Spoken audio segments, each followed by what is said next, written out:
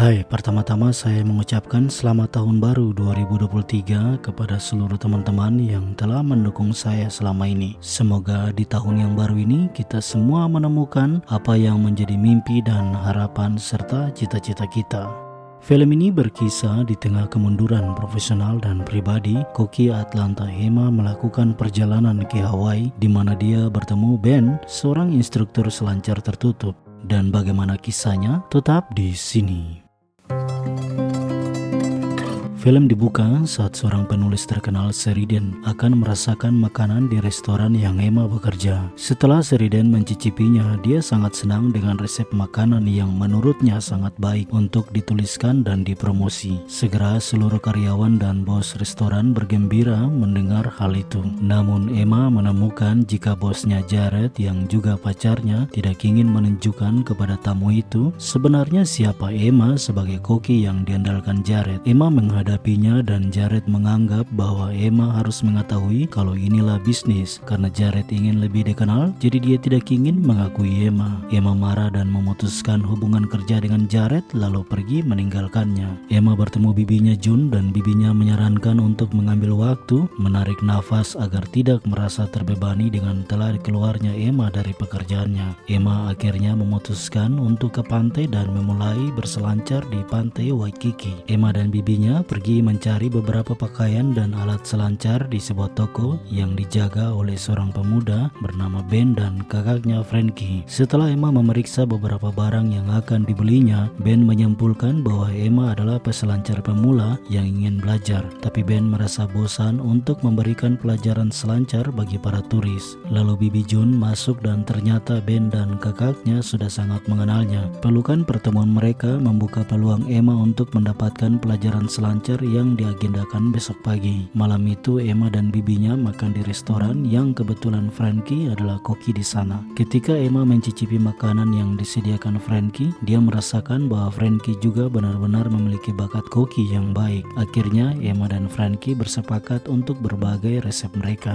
Keesokan paginya Emma pergi bertemu Ben di pantai dan Ben mulai mengajarinya untuk merenggangkan tubuhnya dengan senam yang diajarkan Ben. Selain itu mereka juga melakukan meditasi dan pop-up di atas selancar untuk mempelajari posisi berselancar di laut. Lalu Ben mulai menguji Emma untuk ombak pertamanya, namun saat Emma mencobanya dia terjatuh dan Ben menganggap itu adalah wipe out pertama untuk bagian besar dari berselancar. Emma juga menepati janjinya untuk berbagi resep masakannya dengan Frankie. Namun tiba-tiba Frankie diberitahukan jika istrinya mengalami cedera, jadi tidak bisa bergabung di kompetisi masak. Lalu Frankie menawarkan Emma untuk bergabung dengannya dan Emma menyetujuinya. Setelah bersama Ben untuk latihan beberapa sesi selancar yang baik, Emma dan Frankie bergabung di kompetisi masak yang dilaksanakan di pantai Hawaii. Tiba-tiba Emma dikejutkan dengan datangnya Jared yang diundang sebagai juri dan dia juga mendapat penghargaan sebagai penasihat koki dan kulinernya bujangan favorit di dunia. Jared menghampiri Emma dan menanyakan kabarnya, tapi Ben dan Frankie mengacaukannya untuk tidak mengganggu Emma. Kompetisi segera dimulai. Emma dan Frankie sangat bersemangat dan mereka menyiapkan rum nanas individu dilapisi dengan macadamia, hiasan kelapa dan glass rum yang diuji beberapa juri dan menyimpulkan jika mereka masih memiliki nilai kurang, namun mereka masih bisa untuk melanjutkan ke babak berikutnya. Hubungan Ben dan Emma makin akrab dan keduanya banyak menghabiskan waktu pergi bersama dan menikmati beberapa perjalanan di sekitar pantai Hawaii. Lalu saat Emma memasak untuk keduanya makan, Emma menemukan foto Ben dan seorang wanita di laci meja. Kemudian Ben mengungkapkan jika itu adalah istrinya Estrella. Namun Estrella telah pergi 3 tahun lalu setelah lulus kelas tarian. Keesokan harinya babak kompetisi berlanjut di mana tinggal 4 pesaing dan harus meninggalkan 2 pesaing untuk melaju ke final. Kemudian Emma dan Frankie berhasil melalui babak itu dan dipilih melanjutkan di final dan mereka harus menghadapi timnya Jared. Ben kemudian mengajak Emma untuk berkeliling di Pulau Hawaii dan keduanya menghabiskan waktu mereka di pantai, di mana Ben menceritakan tentang kisahnya bersama Estrella saat mereka berpisah. Ben kemudian mendengar jika Estrella telah meninggal dan Emma juga berbagi tentang orang tuanya. Malam itu Emma dan Ben pergi ke pesta di mana keduanya mulai terbuka satu sama lain, tapi tiba-tiba diganggu oleh Jared yang mengungkapkan jika dia menelpon investor dan menyukai tentang makanan di bistro Jared Weston yang rencana dibuka di Atlanta, dan Jared memberitahu Emma jika itu semua akan menjadi milik Emma dengan nama Emma, dan hal ini yang diinginkan Emma sejak bergabung dengan Jared. Namun Emma menjawabnya jika dia harus memikirkannya karena Jared mengatakan Emma besok harus mempresentasikannya. Jared kemudian berbicara dengan Ben untuk tidak terlalu berharap kepada Emma karena Jared dan Emma akan berangkat ke Atlanta. Hal itu membuat Ben menjadi kecewa.